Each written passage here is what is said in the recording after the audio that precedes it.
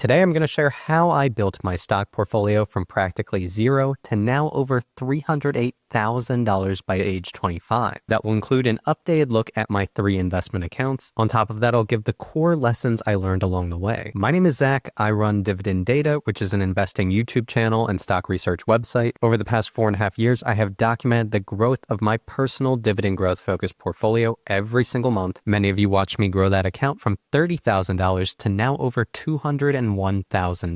I made plenty of mistakes and learned a ton along the way. Over the past 3 years, that dividend growth account has beat the S&P 500 total return. These are stats by my actual brokerage, by the way. The time-weighted total return is 37.76% for my dividend portfolio and 29.29% for the S&P 500 at that time. By the way, if you're wondering what time-weighted total return is, that's a stat used commonly by brokerages, and it accounts for the inflows and outflows of money. So this is a direct comparison of investing in my account versus just investing in the S&P 500. Overall, my dividend portfolio has a total return of 62.85% with $77,000 in unrealized gains, which includes $15,500 of dividends reinvested. The account paid me $4,474 in dividends during 2024, all of which were reinvested to buy more shares, and my dividend income grew 27.2% year over year. Across all my accounts, I have a total value of $308,400 with a total return of 100.79%. That's $154,800 in unrealized gains. And going back to my brokerage, I did even better across all accounts. Over the past 3 years, that was a time-weighted return of 43.44%. The 5-year time-weighted return was 154%, beating the S&P 500 at 97.02% and NASDAQ at 115%. I'm even beating it all time despite having no clue what I was doing in those first 4 years of investing. So in my entire investing history, I am beating the S&P 500. Whether that continues, I have no idea.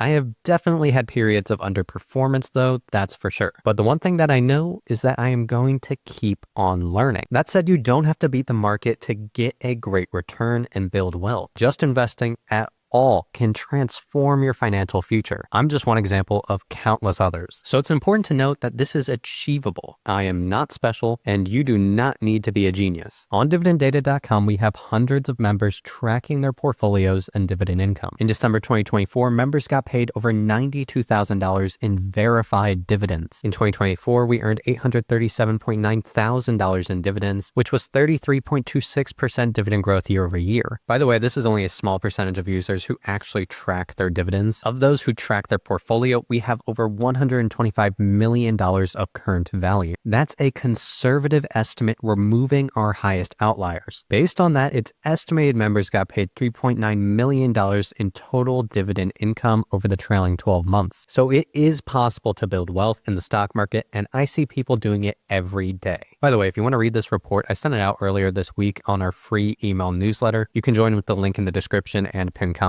But why does any of this matter? Why bother investing? Well, to put it simply, financial freedom. Having a base of cash flowing assets puts you in a position of financial strength. You can take career risks, retire early, and in the worst case scenario, be able to help others. It's better for you, better for your family, and better for society. So the real question is, why not? Now it's time to share how I actually built this portfolio, the key lessons I learned along the way. And if you stick around to the end of the video, I'll share the exact stocks in my portfolio right now. This should be useful for both beginners and experienced investors.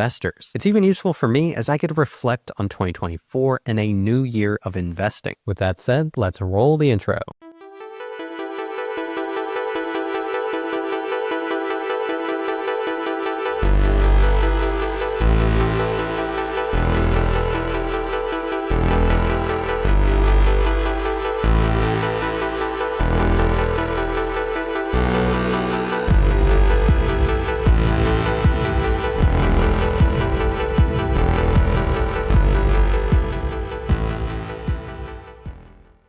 My name is Zach. This is Dividend Data, and you should leave a like and subscribe to the channel if you enjoy the video. Throughout, I will be using dividenddata.com, which is the stock research and tracking tool I personally developed. It is a all-in-one source for dividend-focused investors. If you want to join, link in the description and pinned comment of the video. All right, so let's start at the beginning. $0. Basically, everyone starts here. You have no money invested. For me, this would have been when I was in high school around 16. So what did I do? I started making money. First, that was part-time, scoring youth basketball games, made a little bit of money. In my senior year of high school, I did Amazon FBA with my best friend, and we actually grinded pretty hard. I made like $30,000 profit in that year of work. That was just my cut. Oh, and by the way, this story represents a very important lesson, both in life, business, and investing. And that is the principle of delayed gratification. Because I was willing to work for no pay, we were actually able to reinvest that money, and the end sum was much larger. And it worked pretty damn well. By that point, I left to go to college. In hindsight, we both maybe would be better off if we had stuck together on that rather than me leave and go to college. A little alternate future, but likely in that case, dividenddata.com would not exist today. My friend actually still runs this business today, and every once in a while I get to go see, and it's really cool to see how it has progressed over time. So I was in college, I had some money. What do you think I did? Did I go and blow it? No, that would be the stupid thing to do. I was interested in business at the time, but I didn't really have much knowledge about investing other than some like common sense principles that you should invest. But it was in my freshman year of college that I started investing a little bit, but I really didn't know what I was doing. And throughout college, I had other side businesses plus internships, so I was always looking for different ways to bring in more income. And you might be listening to this and say, Zach, what does this have to do with investing? Well, before you even get to investing, you have to conquer personal finance. And there are two main principles. Number one, live below your means. In the same way you want a profitable business, you want a profitable lifestyle. You need money left over so that you have the ability to invest. When I was in high school and in college, I had very little expenses, so I was able to save and invest a large chunk of that money. And then after college, I moved back at home to save money for rent, and that lasted for I think like a year or two. So in that time, I piled almost all of my earned income into investments. Also, shout out to my parents that gave me a very good foundation where I could learn, and a lot of the work I did at that time allowed me to have dividend data where it's at today. So on one half, you have expenses, and then on the other half, you have number two, which is grow your personal income. Obviously, you have to make money. You got to get the job. You got to get a raise at the job. You got to build your skill set so that you can get a higher paying job. If you got the entrepreneurship bug, you got to start a side hustle. You got to start a business. You got to grow that business, etc. But you need to do both because that gives you cash flow. It gives you money to invest. All right, so you have some money. What now? Well, first you have to decide what kind of investor you want to be. And you got to be brutally honest with yourself here. Are you actually even interested in learning about investing? Are you willing to put in the work? You got to be honest. If you do not want to learn or spend time researching individual stocks, then you should go down the ETF route. And lucky for you, this is actually becoming the most popular and a very successful strategy. For example, investing in the S&P 500 allows you to easily diversify across 500 of the largest businesses in the United States. That includes companies you know like Apple, Nvidia, Microsoft, Amazon, Meta, Tesla, etc. And one example fund here is VOO or VOO from Vanguard. This is a very low fee index fund, so you would choose something like this. And then among dividend focused investors, you have the Schwab US Dividend Equity ETF, trading under the ticker symbol SCHD. This is a fund that consistently pays growing dividends and is actually one of the most popular options among dividend investors. And if you choose to follow this strategy, just pick one or a couple different funds and then just dollar cost average over time. This is a practice where you invest a regular amount on a consistent basis regardless of what's happening to the share price or in the market. Time in the market beats timing the market. And the lesson's over. That strategy really is that simple. But still, you should listen to some of the other lessons I have so that you don't screw this strategy up. Even with ETFs, your main obstacle is your own emotions. More on that later. All right, so now let's switch to picking and analyzing individual stocks. And I'll also highlight why I chose dividend growth investing. As we go back to my story, when I was first getting into investing, I was introduced to dividend stocks and a dividend investing strategy by my dad. He's actually been following the same strategy and plans to retire off his dividend income. And for me personally, when I learned about dividends, I had a light bulb moment in my head where I finally connected the stock market and all these individual stocks to the underlying businesses underneath them. It was then that I realized these companies actually pay you a percentage of their profits. And by buying a share, you're actually an owner. And it's this principle which was my gateway to stock analysis. Dividend investing puts your focus on the right things, the profitability of the business. You can see how consistent often a company's profitability is and how often and how much they increase their dividends to shareholders. It gives you an idea of valuation based on dividend yield, so how much dividends you'd be getting relative to what you're paying in the current stock price. And then you also have insight into how sustainable a dividend payment and a business is through their dividend payout ratio. And that can be viewed on both free cash flow and net income. And what I found attractive about this strategy is that you can build a stream of growing dividend income without ever having to sell a stock. And it's this that really just clicked in my business brain, where it's stocks are business and it's inherently valuable to own the asset because you're being paid out profits. And in this case of a public stock, you're being paid dividends. And it also puts your focus on the right kinds of metrics in order to analyze a stock. You can think, hey, what are the different metrics that impact a company's dividend payment? You can then go look at their earnings per share, a company's revenue, their free cash flow, which is the most important financial metric in my opinion, because all dividends are downstream of free cash flow. You can start to analyze a company's balance sheet and their debt position, look at margins, capital expenditures, and even start to learn about reading financial statements. And then you can think, okay, a dividend is one way they return capital to shareholders. What are other ways? Well, another way is that they buy back stock through share repurchases. And that slightly increases the percentage of the company that you own because there are now less shares outstanding. And theoretically, as long as the business continues to do well, that should help increase their earnings per share and even the share price. And what I really loved about this strategy is that you can build this stream of growing dividend income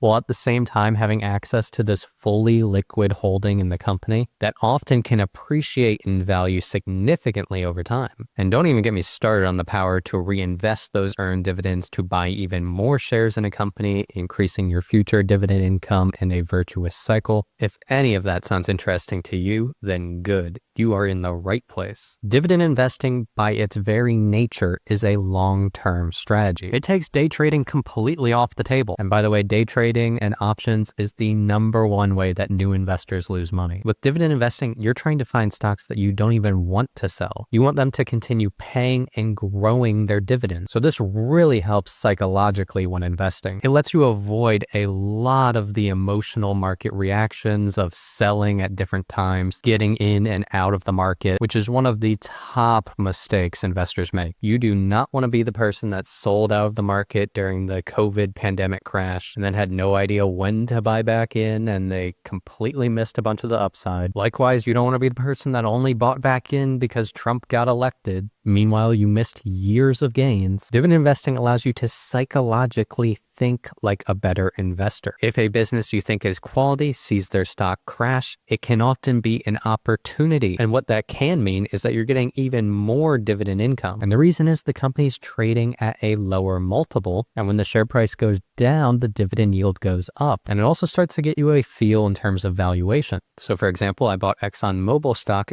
during the 2020 crash, and my initial yield on cost was 9.68%. And from reinvesting dividends over those past 4 years, my initial dividend yield on cost is now 11.77%. So what that means is for every $100 I had invested into ExxonMobil, I get paid $11.77 every single year. And that dividend continues to get increased as well, with the most recent dividend increase this year being 4.2%. And keep in mind, I still have the entirety of my position, and it's actually much larger now from reinvesting dividends. And I have a 222% total return. So I'm getting cash flow plus capital appreciation. And as you continue to learn more and more about stock analysis and investing, there are a few more layers to valuing a stock. But dividend investing, it puts you in the right mindset of that you're analyzing a business, and it gives you the framework of a long-term investor. And if you don't have those frameworks, you are bound to make a lot of possible mistakes. Aspects of the stock market can be a gambling casino, and that's where a lot of the potential error is. However, if you bring the mindset of a business owner and long-term investor, then you can avoid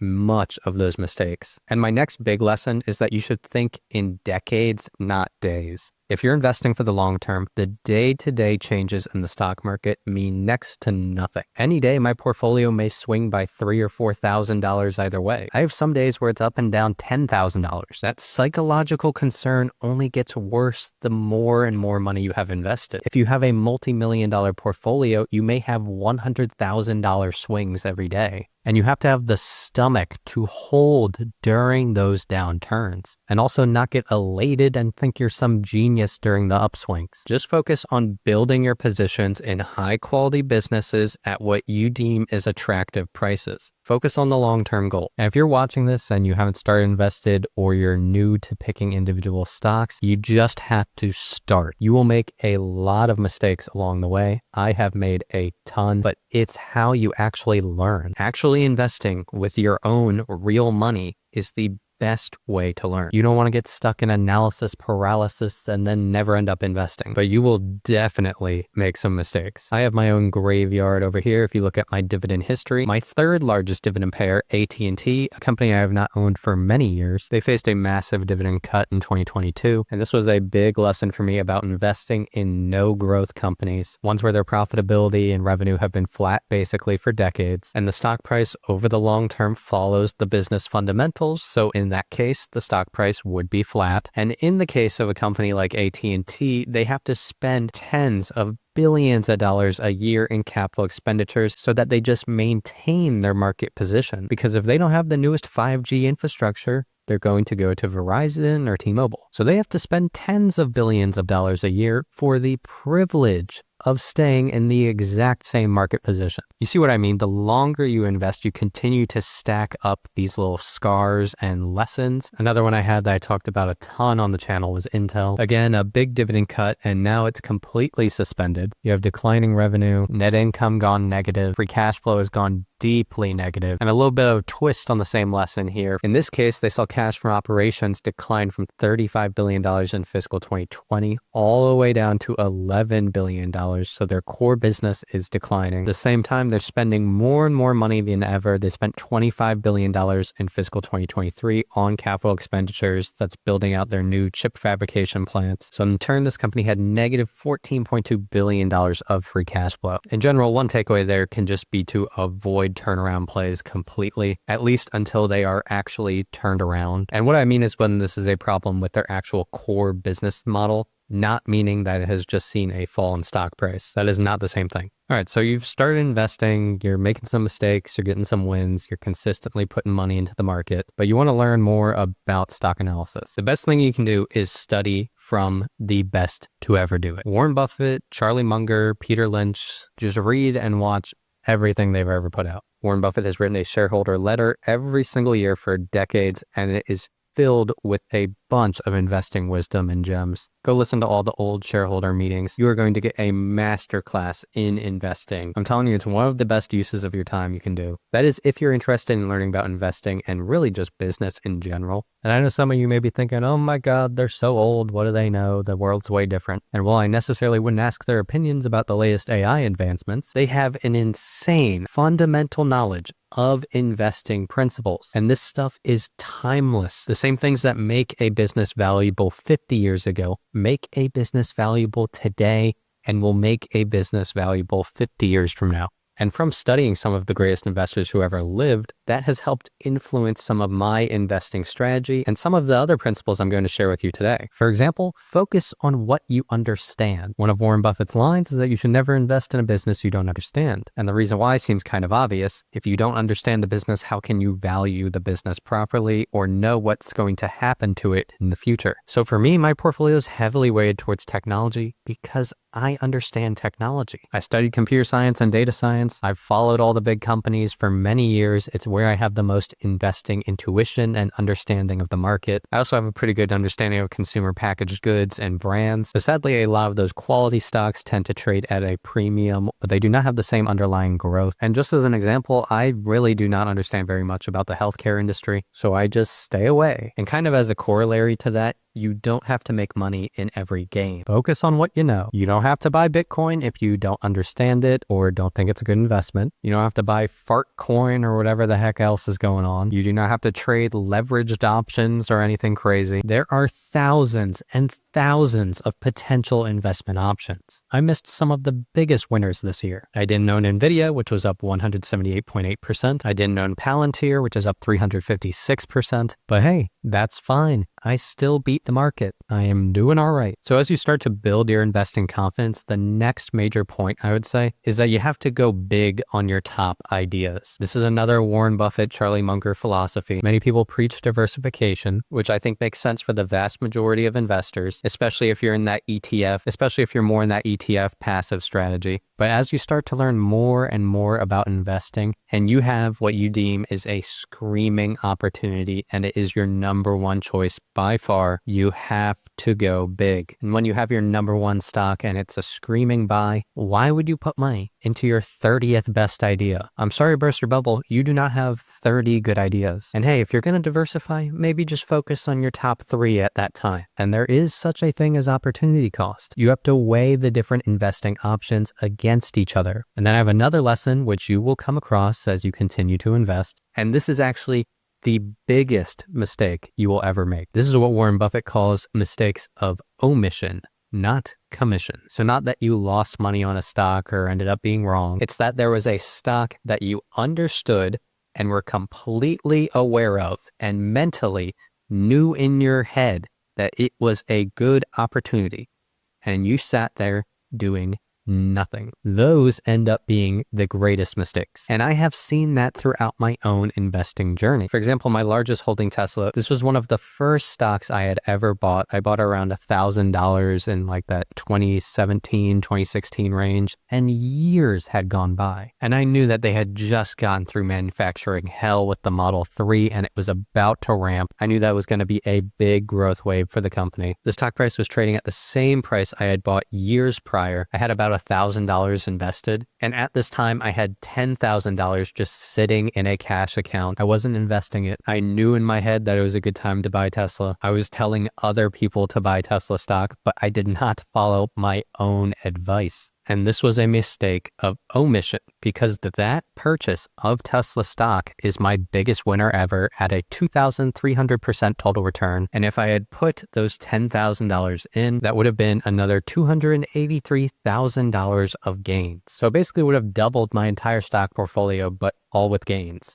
And it's those kinds of mistakes, the ones where you didn't buy, but you knew you should have, or you knew you should have gone really big and you only nibbled. Those are the ones that stick with you. All right. And then the second to last lesson that I'm going to share today is that you should not let the stock price inform your opinion on a stock. This is the most common psychological tendency that happens when investing. A stock goes up and all of a sudden people get more interested and for some reason they want to buy it when it's 3 times more expensive. Meanwhile, a stock goes down massively and people don't want to touch it. And again, going back to a Warren Buffett story when he's learning from his mentor, Ben Graham, they would do an exercise where they would value the stock without even knowing what the stock price is. You don't even want to see it. Because theoretically, you can do valuation in complete isolation. You don't want to let the stock price psychologically impact what you think. And using the Mr. Market analogy, you want to use the stock price to your own advantage. You have your idea of what you'd be willing to pay for it and you think it's worth. And then every single day you have the stock market throwing crazy different price swings at you. And I've used that to build up the bulk of my Tesla position over time. I didn't buy at all during this massive upswing. However, in January 2023, after this huge sell-off, I added significantly to my position. I also added significantly in early 2024. And with an extremely volatile stock like Tesla, let the market serve you. And then the final lesson that I'm going to share today is that you should start investing now. And the reason is compound interest. As Albert Einstein said, compound interest is the 8th wonder of the world. He who understands it earns it. He who doesn't pays it. Time is the friend of the long-term investor. For example, the greatest investor of all time, Warren Buffett, whose entire life is a case study in compounding. 99% of his personal net worth came after the age of 55. 55. So I'm sitting here at 25 and we are still in the early innings. All right, so before I wrap it up, I'm just going to briefly show my entire stock portfolio. It's actually not that complex. I only have 14 total holdings, so I am pretty concentrated in my biggest stocks. The number one stock is Tesla. That is a 290% gain, and that's the biggest holding in my Roth and my non-dividend account. And then these next four holdings are Visa, Microsoft, Altria Group, and ExxonMobil, which are the biggest stocks in my dividend growth portfolio. And then at number 6, I have Berkshire Hathaway, which is Warren Buffett's investment company. At 7, I have Salesforce. At number 8, I have Alphabet. At number 9, I have Apple. Those 3 are in my dividend growth portfolio. 10, I have Amazon, which is in my non-dividend account. I've had that holding since late 2017. And then wrapping it up, I have 4 stocks in my dividend growth portfolio, which is the T. Rowe Price Group, the Walt Disney Company, Enterprise